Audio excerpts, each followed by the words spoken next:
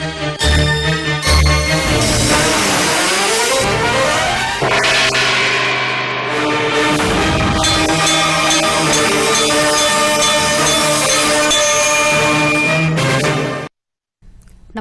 ఘంటారావానికి స్వాగతం. ముందుగా ప్రధానాంశాలు.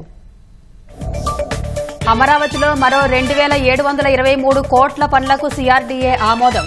వచ్చే నెల 15 కల్లా టెండర్ల ప్రక్రియ పూర్తి చేస్తామన్న నారాయణ.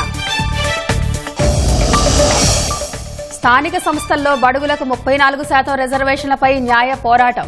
బీసీ సంక్షేమ శాఖపై కీలక సమీక్షలో సీఎం చంద్రబాబు నిర్ణయం. కడప కార్పొరేషన్లో తీవ్రస్థాయికి కుర్చీ వివాదం. మహిళను మేయర్ అవమానిస్తున్నారంటూ మాధవిరెడ్డి ఆగ్రహం.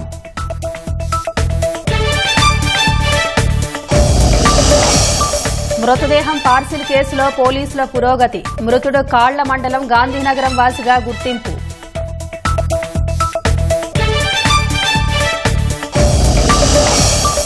తెలంగాణ హైకోర్టులో మోహన్ బాబుకు చొక్కెదురు. ముందస్తు బెయిల్ పిటిషన్ కొట్టివేత.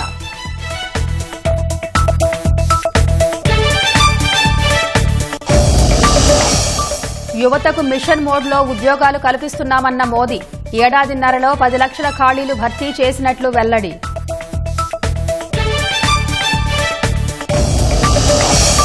ఉత్తరప్రదేశ్లోని పీలీభీత్ జిల్లాలో ఎన్కౌంటర్. పోలీసుల కాల్పుల్లో 3 ఖలిస్తానీ ఉగ్రవాదులు హతం.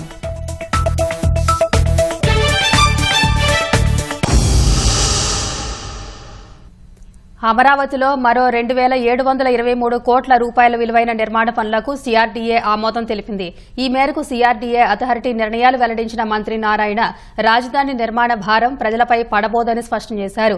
మరోవైపు అమరావతి తరహాలోనే 26 జిల్లాల్లోనూ శాటిలైట్ టౌన్లు అభివృద్ది చేయాలని జూన్ 12 నాటికి రాష్ట్రంలో 118,000 టిడ్కో ఇళ్లు పూర్తి చేసి లబ్దిదారులకు అందించాలని ముఖ్యమంత్రి ఆదేశించారు. ముఖ్యమంత్రి చంద్రబాబు అధ్యక్షతన సచివాలయంలో నిర్వహించిన సీఆర్డీఏ అథారిటీ 44వ సమావేశంలో కీలక నిర్ణయాలకు ఆమోద ముద్ర వేశారు. ఎల్పీఎస్ జోన్ 7, జోన్ 10లో మౌలిక వసతుల కల్పనకు నిర్ణయం తీసుకున్నారు. రాజధాని outer ring road, Vijayawada bypass road project పైన చర్చించారు. తాజా నిర్ణయాలతో కలిపి ఇప్పటిదాకా అమరావతిలో 47,288 కోట్ల రూపాయల విలువైన పనులకు సీఆర్డీఏ అథారిటీ ఆమోదం తెలిపినట్లయింది. వచ్చే నెల 17 నాటికి రాజధాని నిర్మాణ పనుల టెండర్ల ప్రక్రియ పూర్తి చేస్తామని సమావేశం తర్వాత మంత్రి నారాయణ వెల్లడించారు. జోన్ 7, జోన్ 10 లేఅవుట్ రోడ్స్ కు సంబంధించి 2,723 కోట్లతో యాక్చువల్ ఈరోజు అథారిటీ యాక్సెప్ట్ చేసింది. సో మొత్తం ఇంతవరకు 47,288 కోట్ల రూపాయలకి ఈ అథారిటీ ఇంతవరకు యాక్చువల్ గా రోడ్లు కావచ్చు, డ్రైన్స్ కావచ్చు, డ్రింకింగ్ వాటర్ కావచ్చు, సివరేజ్ యూజ్డ్ వాటర్ కావచ్చు, ఎలక్ట్రిసిటీ అండర్ గ్రౌండ్ లైన్స్ కావచ్చు, అధికారులకు 3,600 బిల్డింగ్స్ కావచ్చు, లేదా 5 ఐకానిక్ టవర్స్ కావచ్చు, 250 మీటర్లు ఎత్తుండే అసెంబ్లీ భవనం కావచ్చు, లేదా హైకోర్టు భవనం కావచ్చు, వీటన్నిటికి సంబంధించి ఇంతవరకు 47,288 కోట్లకి ఈరోజు యాక్చువల్గా యాక్సెప్ట్ చేయడం జరిగింది. మిగిలినవి కూడా ఈ నెలాఖరా కొన్ని నెక్స్ట్ మంత్ లో బ్యాలెన్స్ కంప్లీట్ చేసి వర్క్స్ అన్ని యాక్చువల్గా టేకప్ చేయడం జరుగుతుంది. టెండర్లు కూడా 1 by 1 నెక్స్ట్ మంత్ 15వ తేదీ లోపల అన్నిటికి సంబంధించి టెండర్లు కూడా పిలిచే విధంగా ప్లాన్ చేయడం జరిగింది. వైసీపీ నాయకులు ఇంకా అమరావతిపై విష ప్రచారం చేస్తున్నారన్న నారాయణ అమరావతికి రుణం ఇవ్వొద్దని ప్రపంచ బ్యాంకుకు లేఖలు రాశారని ఆగ్రహం వ్యక్తం చేశారు. నేను ముందే చెప్పా, డిసెంబర్ 2కి మేజర్ టెండర్స్ అయిపోతాయి. కొన్ని బిల్డింగ్స్ కి జనవరి 2 కంప్లీట్ చేస్తాం, జనవరిలో స్టార్ట్ చేస్తాను మాట చెప్పిన ప్రకారమే ఈరోజు చేస్తున్నాం. వైసీపీ నాయకులు ఎవరు ఎక్స్పెక్ట్ చేయాల? వీళ్ళు చెప్పింది చెప్పినట్టు చేస్తున్నారని, దీనికి ఒక అబాండా చేయాలని అన్ని ఇక్కడే కడుతున్నారు, అంతా ఇక్కడే ఖర్చు పెడుతున్నారు. ఇది సెల్ఫ్ సఫిషియెంట్ అండి. దీని మీద తీసుకునే ఏ లోనైనా ఇక్కడ నుంచి వచ్చే ఇన్కమ్ తోనే రీపే చేస్తాం. అలాంటి సిస్టమ్ నే ముఖ్యమంత్రి గారు 26 జిల్లాల్లో ఎక్కడ పెద్ద ఇండస్ట్రీ వచ్చినా అక్కడ ఒక శాటిలైట్ టౌన్ డెవలప్ చేయమన్నారు. ల్యాండ్ పుల్లింగ్ లో ల్యాండ్ తీసుకుని అది కూడా అమరావతి మోడల్ లాగానే చేయమన్నారు. ఇలాంటి ఒక విజన్ ఉన్న నాయకుడు చంద్రబాబు నాయుడు గారు. గత ప్రభుత్వంలో ముఖ్యమంత్రి గారికి ఆ విజన్ అనేది లేదు, ఆలోచనే లేదు. అలాంటి చేస్తుంటే అబండాలు వేస్తున్నారు. వీళ్ళు ఎన్ని అబండాలు వేసినా ఎన్ని చేసినా అనుకున్న ప్రకారం అమరావతి రాజధాని 3 సంవత్సరాల్లో కంప్లీట్ చేస్తాం. మొదటి నుంచి వరల్డ్ బ్యాంక్ వాళ్ళందరికీ లోన్లు ఇవ్వద్దని రాసింది గత వైసీపీ ప్రభుత్వం. ఎవరు ఉంది, ఇట్ ఈస్ ఓపెన్. వాళ్లే రాశారు, వాళ్ళ పేరు కేంద్ర ప్రభుత్వానికి కూడా లేఖలు రాశారు. ఎన్ని లేఖలు రాసినా ఇక్కడ మొన్న వచ్చిన ఫ్లడ్ ఏదైతే ఈ యొక్క బుడమేరు అంత ఫ్లడ్ వచ్చి 11.43 లక్షల క్యూసెక్ల వాటర్ వచ్చినా అమరావతి క్యాపిటల్ సిటీలు ఏమీ కాదు. అదేవిధంగా యాక్చువల్గా బండ్ రోడ్ కూడా యాక్చువల్గా డిజైన్ చేస్తున్నాం. 15 లక్షల క్యూసెక్లు దాటినా ఇబ్బంది లేకుండా అమరావతి రాజధాని డిజైన్ చేస్తాం. సిఆర్డీఏ అథారిటీ సమావేశానికి కొనసాగింపుగా టిడ్కో ఇళ్ల పురోగతిపైన సీఎం సమీక్షించినట్లు నారాయణ తెలిపారు. ఇల్లు కట్ల డబ్బులు రైజ్ చేశారు, వాళ్ళ మీద వేరే దానికి డైవర్ట్ చేశారు. వాళ్ళ నుంచి బ్యాంక్ వాళ్ళు డబ్బులు కట్టమంటున్నారు, లేకుంటే ఎన్పిఏ చేస్తామంటున్నారు. 102 కోట్లు కడితే ఆ ఎన్పిఏ నుంచి బయటపడతాం. ఈ రోజు ముఖ్యమంత్రి గారు ఆ 102 కోట్లు కట్టేదానికి యాక్చువల్ గా పర్మిషన్ ఇచ్చారు. ఫస్ట్ ఆ 102 కోట్లు కట్టేసి తర్వాత వర్క్ ని టేకప్ చేయమన్నారు. జూన్ 12 లోపల మాక్సిమం హౌసెస్ ఎన్ని కంప్లీట్ చేయగలిగారో అన్ని కంప్లీట్ చేయమని చెప్పడం జరిగింది. అది కూడా స్పెసిఫిక్ గా 1,18,000 హౌసెస్ జూన్ 12 తర్వాత, అంటే జూన్ 12కి 1 year అవుతుంది. ఈ లోపల 1,18,000 కంప్లీట్ చేసి ఇనాగరేషన్ చేయాలని ఈరోజు యాక్చువల్ గా ముఖ్యమంత్రి గారు టిడ్కో హౌసెస్ గురించి ఒక దిశానిర్దేశం ఇచ్చారు. వీటిని ఇమీడియట్ గా టేకప్ చేస్తామని తెలియజేయడం జరిగింది. స్థానిక సంస్థల్లో బీసీలకు తిరిగి 34% రిజర్వేషన్ల సాధనకు న్యాయపరమైన పోరాటం చేయాలని ముఖ్యమంత్రి చంద్రబాబు నిర్ణయించారు. అమరావతి సచివాలయంలో బీసీ సంక్షేమ శాఖపై ఆయన సమీక్షించారు. బీసీలకు ప్రత్యేక రక్షణ చట్టంపై మంత్రుల కమిటీ సూచనలపై కసరత్తు చేశారు. నామినేటెడ్ పోస్టుల్లో బీసీలకు 34% రిజర్వేషన్ అమలుకు నిర్ణయం తీసుకున్నారు. బీసీ హాస్టళ్లలో వసతుల కల్పన, బాలికల వసతి గృహాలు తక్షణ మరమ్మతులు చేపట్టాలని చంద్రబాబు ఆదేశించారు. పింఛన్ తొలగించడం లేదని, తనిఖీ మాత్రమే జరుగుతోందని సీఎం స్పష్టం చేశారు. స్కిల్ ఎడ్యుకేషన్ కోసం 104 బీసీ హాస్టళ్లలో ఎస్ఆర్ శంకరన్ నాలెడ్జ్ కేంద్రాలు ఏర్పాటు చేయాలని ఆదేశించారు. గ్రామీణాభివృద్ది పనుల్లో నాణ్యతను ఉప ముఖ్యమంత్రి పవన్ స్వయంగా పరిశీలిస్తున్నారు. కృష్ణా జిల్లా గుడివాడ రూరల్ మండలం మల్లాయిపాలెం తాగునీటి చెరువులో వాటర్ వర్క్స్ ను పరిశీలించారు. ఫిల్టర్ బెడ్ల ద్వారా సరఫరా అవుతున్న తాగునీటి నమూనాల్ని వీక్షించారు. కంకిపాడు మండలం గొడవరలో రోడ్డు పనులు జరుగుతున్న చోట గొయ్యి తీయించి నాణ్యతను పరిశీలించారు. పవన్ చిత్తశుద్దిపై స్థానికులు హర్షం వ్యక్తం చేస్తున్నారు. స్టేజ్ మీదనే ఈ రోడ్డును శాంక్షన్ చేయడం జరిగింది. శాంక్షన్ చేయడమే కాకుండా రాష్ట్ర అభివృద్ధి కొరకు పెనమలూరు నియోజకవర్గం కంకిపాడు గ్రామంలో ఏ రోజైతే పల్లెపని కార్యక్రమం మొదలుపెట్టారో అదే పెనమలూరు నియోజకవర్గం కంకిపాడు మండలం గొడవరు గ్రామం నుంచే తనిఖీ కార్యక్రమం కూడా మొదలు పెడతాం అనేది నిజంగా చాలా ఆనందదాయకంగా ఉంది. ఈ రోడ్లు అన్ని సక్రమంగా వేస్తున్నారా, లేదంటే కాంట్రాక్టులు ఏమైనా అవకతవకలు చేసి అవినీతికి పాల్పడే ఆలోచనలు ఏమైనా ఉన్నారనే ఉద్దేశంతో ఆకస్మికంగా మన గొడవర రోడ్లో తనిఖీ నిర్వహించడం జరిగింది. తనిఖీ నిర్వహించిన దాంట్లో ఈ రోడ్డు బ్రహ్మాండంగా బాగానే వేశారని చెప్పేసి తేలటం జరిగింది. ప్రజలకి రుణం తీర్చుకునే విధంగా ఆయన ఏ రోజైతే 100% స్ట్రైకింగ్ రేటు 21 సీట్లు గెలిపించారో అదే ప్రజలకి నాణ్యత అభివృద్ధి అందించాలనే ఉద్దేశంతో తనిఖీలు కూడా ఆకస్మికంగా నిర్వహించడం జరుగుతుంది. ఇది చాలా ఆనందదాయకంగా ఉందని చెప్పి తెలియజేస్తున్నాం. కడప కార్పొరేషన్లో కుర్చీలాట పతాక స్థాయికి చేరింది. సర్వసభ్య సమావేశం వేదికపై తనకు కుర్చీ కేటాయించలేదని స్థానిక ఎమ్మెల్యే మాధవిరెడ్డి ఆగ్రహం వ్యక్తం చేశారు. మేయర్ సురేష్ బాబు మహిళను అవమానిస్తున్నారంటూ టీడీపీ కార్పొరేటర్లతో కలిసి ఆందోళనకు దిగారు. పోటీగా వైసీపీ కార్పొరేటర్లు నిరసన తెలపడం రసాభాసకు దారితీసింది. గందరగోళం మధ్య అజెండాను ఆమోదించుకున్న మేయర్ సమావేశాన్ని వాయిదా వేసి వెళ్లిపోయారు. టీడీపీ ఎమ్మెల్యే మాధవిరెడ్డికి కడప కార్పొరేషన్ సర్వసభ్య సమావేశం వేదికపై కుర్చీ వేయకపోవడం మరోసారి తీవ్ర ఉద్రిక్తతలకు దారితీసింది. ఈ అంశంపై కడప మేయర్ సురేష్ బాబు, ఎమ్మెల్యే మాధవిరెడ్డికి మధ్య వాదోపవాదాలు జరిగాయి. కుర్చీ లేకపోవడంతో నిలుచునే నిరసన తెలిపిన ఎమ్మెల్యే టీడీపీ కార్పొరేటర్లతో కలిసి ఆందోళనకు దిగారు. వైసీపీ కార్పొరేటర్లు కూడా పోటీగా మేయర్ పోడియం వద్దకొచ్చారు. మేయర్ కుర్చీకి ఇరువైపులా పోటాపోటీ నినాదాలతో సమావేశం హోరెత్తింది.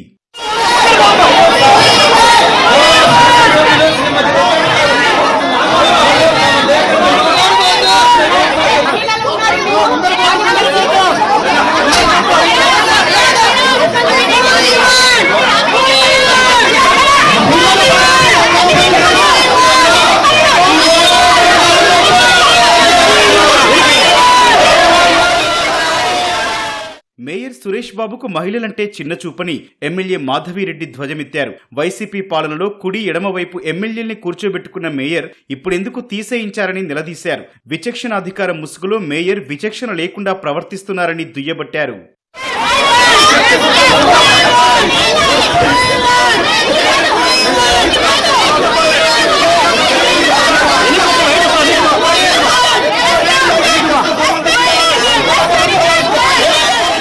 వైసీపీ హయాంలో మేయర్ సురేష్ బాబు అడ్డకోలుగా దోచుకున్నారని, వారి అక్రమాలు నిలదీస్తాననే భయంతోనే వేదికపై తనకు కుర్చీ లేకుండా చేస్తున్నారని మాధవిరెడ్డి ధ్వజమెత్తారు. మేయర్ అవినీతిపరుడంటూ తీవ్ర ఆరోపణలు చేశారు. ఈ క్రమంలో మేయర్కు ఎమ్మెల్యేకి మధ్య తీవ్ర వాగ్వాదం జరిగింది. టీడీపీ వైసీపీ కార్పొరేటర్లు పరస్పరం తోసుకున్నారు. వైసీపీ నుంచి టీడీపీకి వెళ్లిన 7 కార్పొరేటర్లను సస్పెండ్ చేస్తున్నట్లు మేయర్ ప్రకటించారు. వైసీపీ కార్పొరేటర్లను కూడా సస్పెండ్ చేయాలంటూ టీడీపీ సభ్యులు ఆందోళన చేశారు.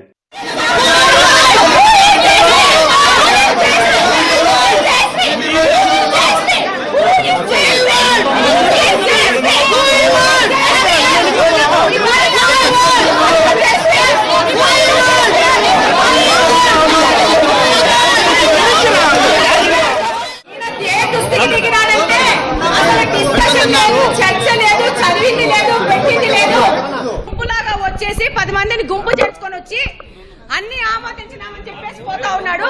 ఇది ఏ విధంగా న్యాయ వ్యవస్థలో ఎవరు దీనిని సమర్థిస్తారో చూద్దాము. ఈయనకి కనీసం మద్దతు లేని పరిస్థితిలో ఈ మేయర్ నడుస్తున్నాడని తెలియజేస్తున్నాను. ఈయన మీద ఉన్న అవినీతి ఆరోపణల మీద సమాధానం చెప్పుకోలేక ఈ విధంగా ఒక ప్రజాస్వామ్యం లేకుండా వచ్చేసి గుంపుగా వచ్చేసి అన్ని ఆమోదించుకున్నామని చెప్పిపోతున్నాడు. దీనికి ఈ సమావేశం పెట్టాల్సిన అవసరం లేదు. ఈయన ఇంట్లో కూర్చొని, ఈయన బెడ్రూమ్ లో కూర్చొని ఆమోదించుకోవచ్చు. ఇలాంటి వ్యక్తులు మనకు ఇలాంటి స్థానంలో నిలబెట్టినందుకు మనం సిగ్గుపడాల్సిన అవసరం ఉందని తెలియజేసుకుంటున్నాను. సర్వసభ్య సమావేశంలో గందరగోళం మధ్య వైసీపీ పాలకవర్గం ఎజెండాను ఆమోదించుకుంది. సమావేశాన్ని వాయిదా వేసిన మేయర్ అక్కడి నుంచి వెళ్లిపోయారు. రేషన్ బియ్యం అక్రమాల కేసులో అజ్ఞాతంలోకి వెళ్లిన వైసీపీ నేత పేర్ని నాని కుటుంబ సభ్యుల కోసం పోలీసులు గాలిస్తున్నారు. పేర్ని నానితో పాటు ఆయన భార్య జయసుధ, కుమారుడు కిట్టు, గోదాం మేనేజర్ మానస్ తేజ పరారీలో ఉన్నారు. ఈ కేసులో వాస్తవాలు చెప్పాలంటూ ఇప్పటికే పేర్ని నాని ఇంటి గోడకు పోలీసులు నోటీసులు అంటించారు. పేర్ని నాని తప్పించుకోలేరని, అవసరమైతే కేసును సిట్కు బదిలీ చేస్తామని మంత్రి కొల్లు రవీంద్ర చెప్పారు. ఎప్పుడైతే మొత్తం వివరాలు బయటకు వచ్చినాయో, కోర్టులో కూడా వాళ్ళకి బెయిల్ రాకుండా యాంటిసిపేటరీ బెయిల్ కోసం ప్రయత్నం చేసిన బెయిల్ రాలేదు, ఇంకా ఆయన సర్దుకుని పారిపోవడం జరిగింది. ఇవాళ మేనేజర్గా ఎవరైతే ఉన్నారో అతను వస్తే బయటకు వస్తే పూర్తి వివరాలు బయటకు వస్తాయని చెప్పి అతన్ని అండర్ గ్రౌండ్లో పెట్టేశారు. ప్రత్యేకంగా ఒక సిట్ని మనం ప్రభుత్వం ఏర్పాటు చేసింది. ఈ రేషన్ బియ్యం మిస్ అయినటువంటి విషయంలో ఆ సిట్కి వెళ్లాల్సినటువంటి విషయంగా నాకు కనిపిస్తూ ఉంది. దీని మీద అధికారులతో కూడా డిస్కస్ చేసిన తర్వాత అవసరమైతే దీనికి సిట్ కూడా ట్రాన్స్ఫర్ చేయమని చెప్పి రిక్వెస్ట్ చేయడం జరుగుతుంది. వైసీపీ హయాంలో విశాఖ రిషికొండ దక్షిణం వైపు మూసేసిన ఘాట్ రోడ్డు ఎట్టకేలకు తెరుచుకుంది. వైసీపీ హయాంలో అటువైపు ఎవరిని వెళ్లనీయలేదు. కూటమి ప్రభుత్వం ఎన్నికల హామీ మేరకు ఆ మార్గాన్ని సాధారణ పౌరులకు అందుబాటులోకి తెచ్చారు. విశాఖ ఎంపీ భరత్, ఎమ్మెల్యే పల్లా శ్రీనివాసరావు, జిల్లా జాయింట్ కలెక్టర్ మయూర్ అశోక్ దీన్ని లాంఛనంగా పునః ప్రారంభించారు. రిషికొండ సందర్శకులకు ఈ రహదారి ఎంతో సౌకర్యంగా ఉంటుందని నేతలు అన్నారు. ఈ ప్యాలెస్ నిర్మాణం చేయడం కోసం ఈ రోడ్డు బంద్ చేసి ఇదేదో రెస్ట్రిక్టెడ్ ఏరియా, ప్రొహిబిటెడ్ ఏరియా లాగా తయారు చేసి ఈ రిషికొండ అందాలని విశాఖ ప్రజలకి లేకపోతే ఈ రాష్ట్రంలో అనేక పర్యాటకులకు అందుబాటులో లేకుండా చేసినటువంటి పరిస్థితి ఉండేది. ఇప్పుడు ప్రజలందరికీ కూడా స్వేచ్ఛగా హ్యాపీగా వచ్చి ఈ అందాలని ఆహ్లాదంగా ఎంజాయ్ చేసేటట్టు, ఆహ్లాదకరంగా ఉండేటువంటి పరిస్థితిని ఎంజాయ్ చేసేటట్టుగా ఉండేటువంటి పరిస్థితి కల్పించినందుకు నిజంగా ముఖ్యమంత్రి గారికి, అలాగే ఉప ముఖ్యమంత్రి గారికి, మా ఎంపీ గారికి, స్థానిక శాసనసభ్యులు గంటా గారికి ప్రత్యేకంగా ధన్యవాదాలు తెలియజేసుకుంటున్నాం. రిషికొండ ప్యాలెస్ ని ఏం చేయాలి అనేది ప్రభుత్వం ఇంకా నిర్ణయం తీసుకోబోతుంది. అది కూడా ఓపెన్ చేసి ప్రజలందరూ చూడాలనే అభిప్రాయం ముఖ్యమంత్రి గారు చెప్పారు. ఇవాళ ఇది ఓపెన్ చేశాము. ఇది సేఫ్ గా ఉండాలి, లైటింగ్ ఇంప్రూవ్ అవ్వాలి, సీసీటీవీ కెమెరాస్ రావాలి, సెక్యూరిటీ ఉండాలి, ఇక్కడ ఏమీ ఇల్లీగల్ యాక్టివిటీస్ జరగకూడదు. సో ఇవన్నీ ఓపెనింగ్ చేస్తాము. ఎక్కడెక్కడ ఫెన్సింగ్ పెంచాలో పెంచుతాము. జికా వైరస్ కలకలంతో నెల్లూరు జిల్లా వైద్య అధికారులు అప్రమత్తమయ్యారు. నెల్లూరు ప్రభుత్వ వైద్యశాలలో జికా వైరస్ ఐసోలేషన్ గదిని సిద్దం చేశారు. మర్రిపాడు మండలం వెంకటాపురం గ్రామానికి చెందిన ఓ బాలుడు వైరస్ అనుమానిత లక్షణాలతో చెన్నై ఆసుపత్రిలో చికిత్స పొందుతున్నాడు. ఈ పరిస్థితుల్లో వెంకటాపురం గ్రామస్తులందరికీ వైద్య పరీక్షలు నిర్వహించారు. ఎవరికైనా వైరస్ లక్షణాలు ఉన్నట్టు తేలితే ఐసోలేషన్ వార్డులో చికిత్స అందించేలా చర్యలు చేపట్టారు. పశ్చిమ గోదావరి జిల్లా పార్సిల్ శవం కేసులో పోలీసులు పురోగతి సాధించారు. పార్సిల్లో వచ్చిన మృతదేహం కాళ్ల మండలం గాంధీనగరానికి చెందిన బర్ర పర్లయ్యదిగా గుర్తించారు. ఆ గ్రామానికి వెళ్లి పోలీసులు విచారణ చేపట్టారు. ఉండి మండలం ఎండగండి గ్రామానికి చెందిన తులసి ఇంటికి ఈ నెల 19న పార్సిల్లో మృతదేహం వచ్చింది. తులసి ఫిర్యాదుతో నేరుగా ఎస్పీ రంగంలోకి దిగి విచారణ చేపట్టారు. మృతదేహం పార్సిల్ వచ్చిన రోజు నుంచి పరారీలో ఉన్న తులసి చెల్లెలి భర్త సిద్ధార్థ వర్మ కోసం పోలీసులు గాలిస్తున్నారు. ఒక్కోసారి ఒక్కో పేరుతో 3 పెళ్లిళ్లు చేసుకున్న సిద్ధార్థ మొదటి భార్య గ్రామానికి చెందిన పర్లయ్యను హత్య చేసి ఉండొచ్చని అనుమానిస్తున్నారు. ఆ తర్వాత చెక్కపెట్టెలో పార్సిల్ చేసి ఓ మహిళ ద్వారా ఆటో బుక్ చేసి తులసి ఇంటికి పంపినట్టు భావిస్తున్నారు. సిద్ధార్థ వర్మ హైదరాబాద్లో ఉన్నారనే అంచనాతో అక్కడికి ప్రత్యేక బృందాన్ని పంపారు. తులసి ఫోన్కు వచ్చిన మెసేజ్లు, కాల్ డేటాను విశ్లేషిస్తున్నారు. అనకాపల్లి జిల్లా పరవాడ ఫార్మాసిటీలోని రక్షిత డ్రగ్స్ లో హైడ్రోజన్ విషవాయువులు లీకై 4 కార్మికులు అస్వస్థతకు గురయ్యారు. ఇందులో 2 పరిస్థితి విషమంగా ఉంది. వారిని గాజువాక ఆసుపత్రికి తరలించారు. ప్రొడక్షన్ బ్లాక్ నెంబర్ 1లో హైడ్రోజన్ సల్ఫైడ్ వాయువులు విడుదలైనట్టు గుర్తించారు. అస్వస్థతకు గురైన వారిని వడిశావాసులుగా గుర్తించారు. ఫార్మాసిటీలో తరచూ ప్రమాదాలు జరుగుతున్నాయని, కార్మికుల ప్రాణాలకు భద్రత లేకుండా పోయిందని సిఐటియు నాయకులు ఆందోళన వ్యక్తం చేశారు. సిటీలో రక్షిత్ డ్రగ్స్ అనేటువంటి ఫార్మా పరిశ్రమలో సోమవారం తెల్లవారి 5:30 గంటలకు జరిగినటువంటి ఘటనలో విషవాయువులు లీక్ అయ్యి 2 కార్మికులు అస్వస్థతకు గురయ్యారు. హైడ్రోజన్ సల్ఫైడ్ విడుదల అవ్వడం వలన 2 ఒరిస్సా రాష్ట్రానికి చెందినటువంటి కాంట్రాక్ట్ కార్మికులు గౌడ్ అనేటువంటి మరో కార్మికుడు దేవీబాగ్ అనేటువంటి కార్మికులు 2 అస్వస్థతకు గురయ్యారు. విశాఖపట్నంలో ప్రైవేట్ ఆసుపత్రికి తరలించి చికిత్స చేస్తా ఉన్నారు. వీళ్ళకి మెరుగైన వైద్యం అందించాలని, జరిగినటువంటి ఘటన మీద సమగ్రమైన దర్యాప్తు చేయాలని మేము డిమాండ్ చేస్తా ఉన్నాం. అధికార యంత్రాంగం ఇప్పటికైనా సరే జరిగినటువంటి ఘటనలన్నింటి మీద సమగ్రమైన విచారణ చేసి ఆయా యాజమాన్యాలు భద్రతా ప్రమాణాలు పాటించేటట్టుగా చర్యలు చేపట్టాలి. భద్రతా ప్రమాణాలకి అధిక ప్రాధాన్యత ఇచ్చేటట్లుగా చర్యలు చేపట్టాలి. ఆ రకంగా కాకపోతే కార్మికుల యొక్క ప్రాణాలు అరిచేతులు పెట్టుకుని క్షణ భయాందోళనలో విధులు నిర్వహించవలసినటువంటి పరిస్థితులు ఏర్పడుతూ ఉన్నాయి. అందుకని భద్రతా ప్రమాణాలు పాటించడం కోసం, భద్రతా ఆడిట్ నిర్వహించడం కోసం ప్రభుత్వ అధికార యంత్రాంగం చర్యలు చేపట్టాలని సిఐటియు అనకాపల్లి జిల్లా కమిటీ డిమాండ్ చేస్తా ఉంది. విజయనగరం జిల్లా రామభద్రాపురం మండలం ఆరికతోట వద్ద ఆర్టీసీ పల్లె వెలుగు బస్సు లారీని ఢీకొట్టింది. ఈ ప్రమాదంలో కొందరికి స్వల్ప గాయాలవగా గరుడబిల్లికి చెందిన మహాలక్ష్మి అనే మహిళ బస్సు సీటు మధ్యలో ఇరుక్కుని నరక యాతన అనుభవించారు. స్థానికులు, పోలీసులు జేసీబీ సాయంతో మహిళను బయటకు తీశారు. ఆమె కాళ్లకు గాయాలయ్యాయి. ఆర్టీసీ బస్సు విజయనగరం నుంచి పార్వతీపురం వెళుతుండగా ముందు వెళుతున్న లారీ హఠాత్తుగా వేగం తగ్గించాడు. ఆర్టీసీ డ్రైవర్ వేగాన్ని నియంత్రించుకునే క్రమంలో లారీని ఢీకొట్టాడు. బస్సు 2 లారీల మధ్య ఇరుక్కుపోయింది. సినీ నటుడు మోహన్ బాబుకు తెలంగాణ హైకోర్టులో చొక్కెదురైంది. ఓ ఛానల్ విలేకరులపై దాడి కేసులో మోహన్ బాబు ముందస్తు బెయిల్ పిటిషన్ను న్యాయస్థానం కొట్టేసింది. ఈ కేసులో మోహన్ బాబు వేసిన ముందస్తు బెయిల్ పిటిషన్పై తెలంగాణ హైకోర్టు విచారణ జరిపింది. ప్రస్తుతం తిరుపతిలో ఉన్న మోహన్ బాబు విశ్వవిద్యాలయంతో పాటు సినిమాకు సంబంధించిన పనులు చూసుకుంటున్నారని ఆయన తరఫు న్యాయవాది కోర్టుకు తెలిపారు. ప్రస్తుతం ఆయన గుండె, నరాల సంబంధ సమస్యలు, మతిమరుపు వ్యాధితో బాధపడుతున్నందున బెయిల్ ఇవ్వాలని కోరారు. దాడి ఘటనపై తొలుత సాధారణ సెక్షన్ కింద కేసు నమోదు చేసిన పోలీసులు ఆ తర్వాత హత్యాయత్నంగా మార్చారని ఆక్షేపించారు. అయితే మోహన్ బాబు దాడిలో గాయపడిన రంజిత్ వాంగ్మూలం ఆధారంగానే హత్యాయత్నం కేసు పెట్టినట్టు ప్రభుత్వ న్యాయవాది వాదించారు. మోహన్ బాబును విచారించాల్సి ఉన్నందున ముందస్తు బెయిల్ ఇవ్వొద్దని కోరారు. విలేకరి రంజిత్ తరఫు న్యాయవాది కూడా ముందస్తు బెయిల్ ఇవ్వొద్దని కోరగా ముందస్తు బెయిల్ పిటిషన్ కొట్టేస్తున్నట్టు హైకోర్టు తెలిపింది. కొత్త సినిమాలకు బెనిఫిట్ షోలు, టికెట్ ధరల పెంపునకు అనుమతి ఇవ్వరాదన్న తెలంగాణ ప్రభుత్వ నిర్ణయాన్ని ఆ రాష్ట్ర ఫిల్మ్ ఎగ్జిబిటర్స్ సంఘం స్వాగతించింది. హైదరాబాద్లోని తెలుగు ఫిల్మ్ ఛాంబర్ కార్యాలయంలో ఇరు రాష్ట్రాల ఎగ్జిబిటర్లు సమావేశమయ్యారు. పుష్ప 2 ప్రీమియర్ షో సందర్భంగా సంధ్యా థియేటర్ వద్ద తొక్కిసలాట, తదనంతరం తెలంగాణ ప్రభుత్వం తీసుకున్న నిర్ణయాలపై చర్చించారు. ఇకపై అన్ని థియేటర్లలోనూ నిర్దిష్టమైన టికెట్ ధరలు ఉండేలా చూడాలని డిమాండ్ చేశారు. తెలంగాణ తరహాలోనే ఏపీ ప్రభుత్వం కూడా నిర్ణయం తీసుకోవాలని ఏపీ ఎగ్జిబిటర్స్ అసోసియేషన్ అధ్యక్షుడు డిఎస్ రాంప్రసాద్ కోరారు. టికెట్ రేట్లు ఇట్లా పెంచడం వల్ల ప్రేక్షకులు చాలా కన్ఫ్యూజ్ అవుతున్నారు. ఎగ్జాంపుల్ చెప్పాలంటే ఒక థియేటర్ల రేటు, రెగ్యులర్ రేటు చిన్న టౌన్లలో 100 రూపాయలు ఉంటుంది.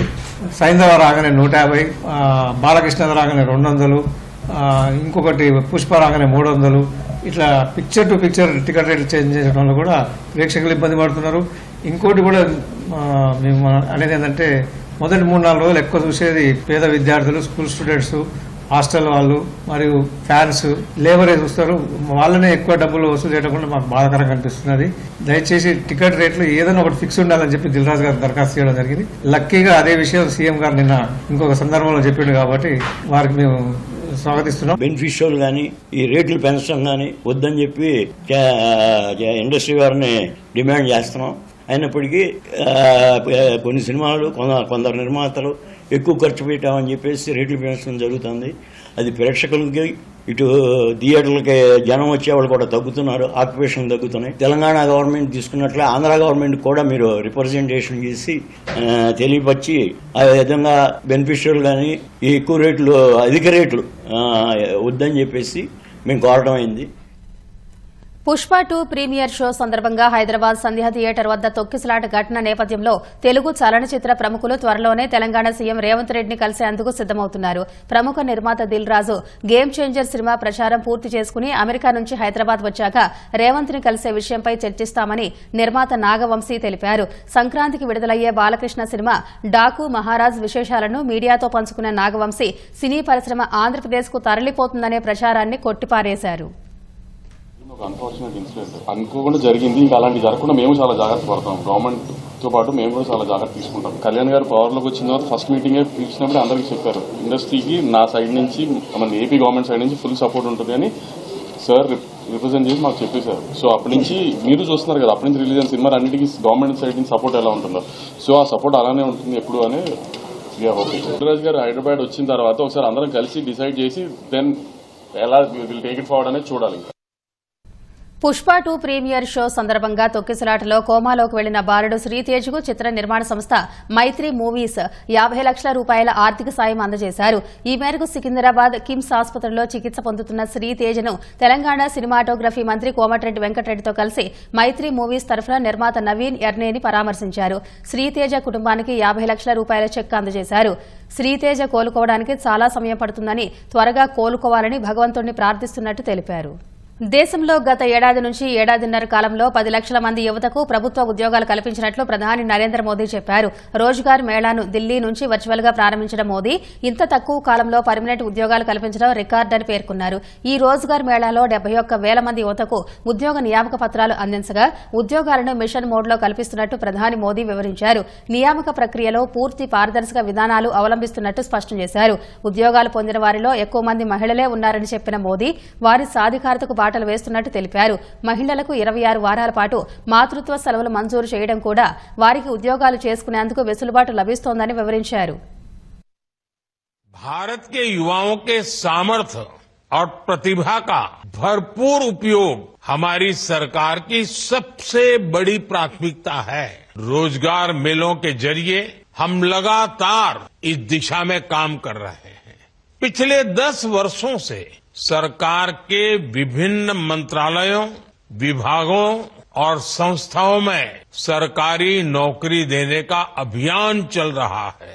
बीते 1-1.5 साल में लगभग 10 लाख युवाओं को हमारी सरकार ने पक्की सरकारी नौकरी दी है. ये अपने आप में बहुत बड़ा रिकॉर्ड है. पहले की किसी भी सरकार के समय इस तरह मिशन मोड में युवाओं को भारत सरकार में पक्की नौकरी नहीं मिली है. ఉత్తరప్రదేశ్లోని పీలీభీత్ జిల్లా పురాన్పూర్లో పంజాబ్ యూపీ పోలీసుల సంయుక్త ఎన్కౌంటర్లో 3 ఖలిస్తానీ ఉగ్రవాదులు హతమయ్యారు. 2 పోలీసులకు గాయాలయ్యాయి. ఘటనా స్థలంలో 2 AK-47 రైఫిళ్లు, 2 గ్లాక్ పిస్టల్స్, భారీగా మందుగుండు సామాగ్రిని పోలీసులు స్వాధీనం చేసుకున్నారు. ఈ 3 ఉగ్రవాదులు ఇటీవల పంజాబ్లోని ఓ పోలీస్ పోస్టుపై దాడికి పాల్పడినట్టు అధికారులు తెలిపారు. ఖలిస్తాన్ జిందాబాద్ ఫోర్స్ టెర్రర్ మాడ్యూల్కు చెందిన వ్యక్తులుగా వీరిని గుర్తించారు. ఉత్తరప్రదేశ్లోని పిలీభీత్ జిల్లా పురాన్పూర్లో ఈ తెల్లవారుజామున భారీ ఎన్కౌంటర్ జరిగింది. ఈ ఘటనలో 3 ఖలిస్తానీ ఉగ్రవాదులను ఉత్తరప్రదేశ్, పంజాబ్ పోలీసులు సంయుక్తంగా మట్టుబెట్టారు. అనుమానాస్పద వస్తువులతో వారు పురానాపూర్ ప్రాంతంలో సంచరిస్తున్నట్లు పంజాబ్ పోలీసుల నుంచి సమాచారం అందడంతో ఉత్తరప్రదేశ్ పోలీసులు అప్రమత్తమయ్యారు. పంజాబ్ పోలీసులతో కలిసి పురాన్పూర్లో జల్లెడ పట్టారు. ఈ క్రమంలో ఓ ద్విచక్ర వాహనంపై 3 ఖలిస్తానీ ఉగ్రవాదులు పారిపోతున్నట్టు గుర్తించారు. వారిని వెంబడించగా పురాన్పూర్ సమీపంలో ఓ నిర్మాణంలో ఉన్న వంతెన కిందకు వెళ్లారు. అన్ని వైపుల నుంచి పోలీసులు వారిని చుట్టుముట్టారు. పోలీసులను చూసి వారిపై ఉగ్రవాదులు కాల్పులకు పాల్పడ్డారు. అప్రమత్తమైన పోలీసులు వారిపై ఎదురు కాల్పులు జరిపారు. ఈ ఎన్కౌంటర్లో 3 ఖలిస్తానీ ఉగ్రవాదులు తీవ్రంగా గాయపడ్డారు. సమీపంలోని ఆసుపత్రికి తరలించగా చికిత్స పొందుతూ మరణించారు. ఘటనా స్థలంలో 2 AK-47 రైఫిళ్లు, 2 గ్లాక్ పిస్టల్స్, భారీగా మందుగుండు సామాగ్రిని పోలీసులు స్వాధీనం చేసుకున్నారు. ఎదురు కాల్పులో 2 పోలీసులు గాయపడ్డారని అధికారులు తెలిపారు. ఎన్కౌంటర్లో హతమైన ఖలిస్తానీ ఉగ్రవాదులను పంజాబ్ గురుదాస్పూర్ కు చెందిన గుర్వీందర్ సింగ్, వీరేందర్ సింగ్, జస్ప్రీత్ సింగ్ గా పోలీసులు గుర్తించారు. పారిపోవడానికి వీరు ఉపయోగించిన ద్విచక్ర వాహనం చోరీ చేసిందని చెప్పారు. ఎన్కౌంటర్ పై పంజాబ్ డీజీపీ గౌరవ్ యాదవ్ ఓ వీడియో సందేశం విడుదల చేశారు. పంజాబ్ లో ISIS ప్రాయోజిత ఉగ్రవాదానికి వ్యతిరేకంగా చేపట్టిన ఆపరేషన్ లో పురోగతి సాధించినట్టు చెప్పారు. పాక్ ప్రాయోజిత ఖలిస్తాన్ జిందాబాద్ ఫోర్స్ టెర్రర్ మాడ్యూల్ ఏరివేత కోసం యూపీ, పంజాబ్ పోలీసులు సంయుక్త ఆపరేషన్ నిర్వహించారని చెప్పారు. ఈ క్రమంలో పోలీసులపై నిందితులు కాల్పులు జరపడంతో ఎదురు కాల్పులు చోటు చేసుకున్నట్టు వివరించారు. ఇదే విషయాన్ని ఎక్స్ వేదికగాను తెలిపారు. పోలీసుల ప్రాథమిక దర్యాప్తులో ఈ టెర్రర్ మాడ్యూల్ ను పాకిస్తాన్ లో ఉన్న KZF చీఫ్ రంజిత్ సింగ్ నీతా నియంత్రిస్తున్నాడని తెలుస్తోంది. అతను ప్రధానంగా గ్రీస్ లో ఉన్న జస్విందర్ సింగ్ మను ద్వారా కార్యకలాపాలు నిర్వహిస్తున్నాడని సమాచారం.